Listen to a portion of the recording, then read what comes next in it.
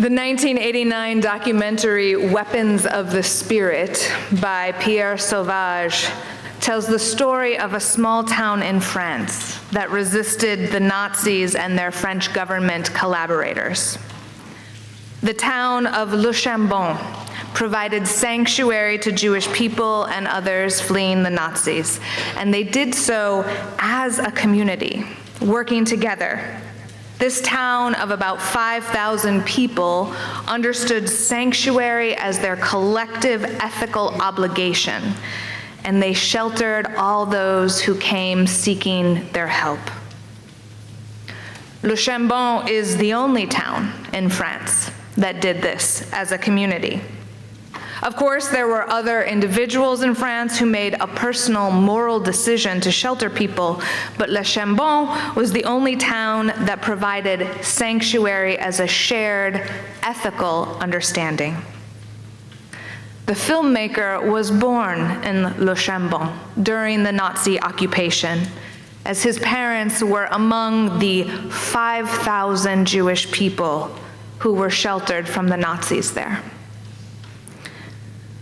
When the filmmaker returned to the town as an adult to ask the villagers why they had made this radical choice of shared risk and protection so different than every other town in France, again and again, the people of the town that he interviewed were befuddled by the question. When he asked, one person even shrugged when he replied, "This is just what you do as a human being," he said. "It's not courageous. We never considered doing anything different. How could we possibly not give shelter to our fellow human beings?"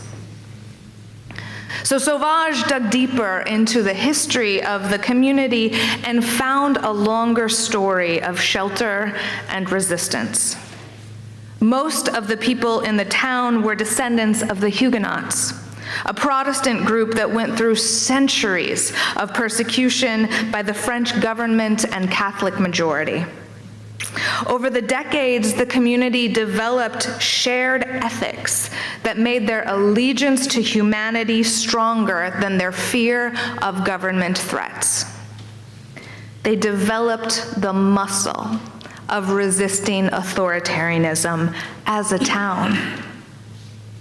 By the time the Nazis came knocking, harboring their fellow human beings was not superhuman courage. It was just normal for the residents of the town. It was just what you do as a human being for your fellow humans. There are dozens of examples like this of religious communities, I would say courageously resisting tyranny, from Catholic nuns resisting authoritarianism in Latin America, to Quakers and their role in the Underground Railroad, to Black churches leading the civil rights movement. In religious communities, human beings practice living together with a set of shared values at the center of their lives, and they build deep bonds of trust throughout the community, which gives clarity and strength and the capacity to challenge real threat and tyranny. Communities of trust are created when we share in one another's lives, when we celebrate rites of passage, welcoming in new babies, and burying our dead together, breaking bread with one another, sharing resources. Communities of trust and bonds of love are built when we show up for one another in loss and grief, and when we shake a pom-pom at celebrations. We learn that we can trust one another because we show up at one another's bedsides. We show up when the baby is sick, when the diagnosis comes in, and when the massive, soul-shocking changes roll through. It's the bonds of love and trust that hold us together in community. Those bonds come from knowing and from being known, and from continually investing in relationship over long periods of time. Our Unitarian Universalist community rests on covenant. So we, as Unitarian Universalists, are the direct religious descendants of the Puritans, and our Congregationalist form of government has its seed in the 1648 Cambridge Platform. In the 1630s, the newly arrived citizens of Dedham, Massachusetts, a small group of around 30 families who had taken the risk to come to what they called the New World, ouch. They wanted to form a church. These families, they didn't know each other well, they didn't know the longings of one another's hearts, and there wasn't anything in place to direct them, so they didn't know what to build or how to proceed. Thus, they did the only logical thing. They held a discussion series. For a year, these families sat down together and they held open discussions. Instead of centering those discussions on questions of belief, however, they posed a series of questions about practice. Instead of asking, "What do you believe?" they asked, "How do we want to be with one another?" Their primary religious concern was about coming together freely to consider the questions of their time. And after a year of asking those questions again and again, how do we want to be with one another? They created a radical free church that governed itself.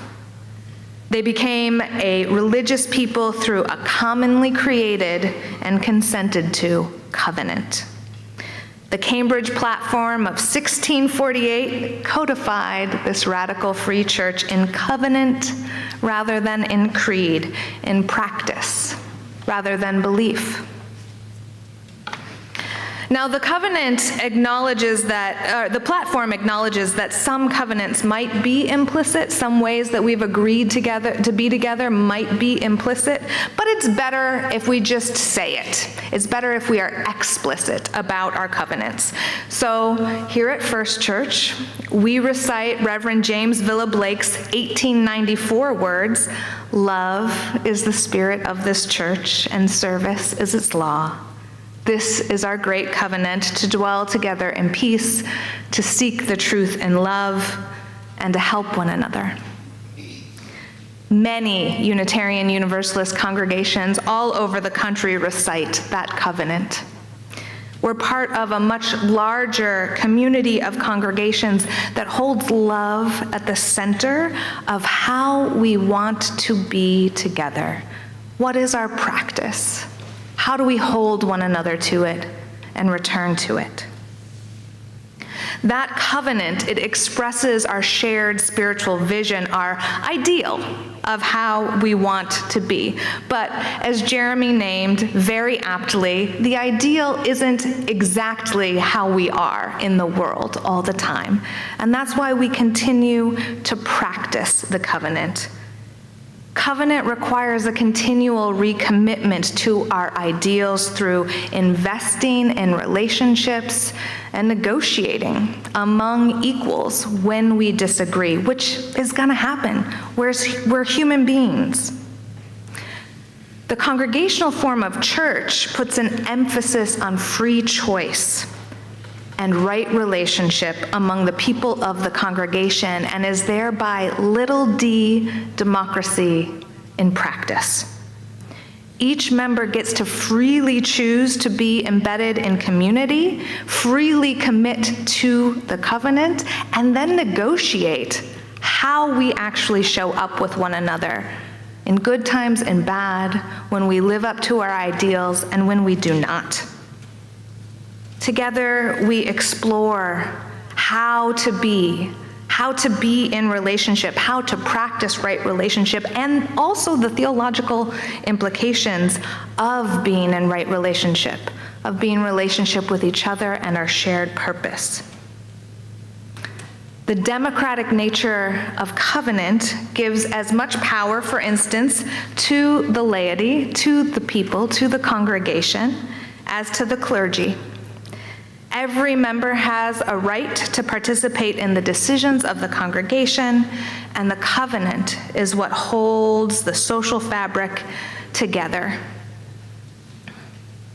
At the same time that we are living in this small d democratic society, we are also living in a larger society where our social fabric is unraveling and the social contract is being deliberately dismantled. The highest laws of the land that we live in are being broken by those who were elected to enforce them. The balance of powers is being upended, and democracy itself is under threat. We have to keep naming this as not normal. What we are witnessing in this country right now is not normal. It is the deliberate destruction of the social contract. Authoritarianism and tyranny, it creeps in by normalizing itself. And so part of our work is to go around and say, this is not normal. We will not become adjusted to it. And then name our democratic principles as what is the norm. It's crucial that communities based on covenant and practicing democracy like ours maintain strongholds of trust and security and practice. Here we can practice holding on to our values and name our values as normal. Loving our neighbors, that's normal. Protecting our people, that's normal. Helping one another, that's normal. This is just what we do as fellow human beings. There's nothing wild about it. This is normal practice. In this way, communities of covenant and accountability hold on to those values and act as seedbeds of resistance. Friends, like the Huguenots, our Unitarian Universalist faith has centuries of experience of resistance and of holding on to the value of love at the center of all we do. This is normal for us. This is our practice since 1648. We know how to do this. We have generational muscle in it. I'm going to name a few examples, but there are so many more. Many Unitarians and Universalists were active in the movement to abolish slavery, including by disobeying laws. The laws were unjust. Love at the center was a higher value. And so we collectively, through an ethical obligation, disobeyed laws. When the Fugitive Slave Act passed in 1850, the Unitarian minister, Reverend Theodore Parker, not only preached and spoke out about resisting that law, he also hid people who had escaped slavery in his home. The story goes that he wrote his sermons about love and justice with a loaded pistol on his desk to resist mobs who were searching for people who had escaped slavery. Here in our own congregation at the time, the Reverend Augustus Nahor Staples wrote such a rousing abolitionist sermon that it was distributed nationally as an organizing pamphlet and is now archived in the Smithsonian.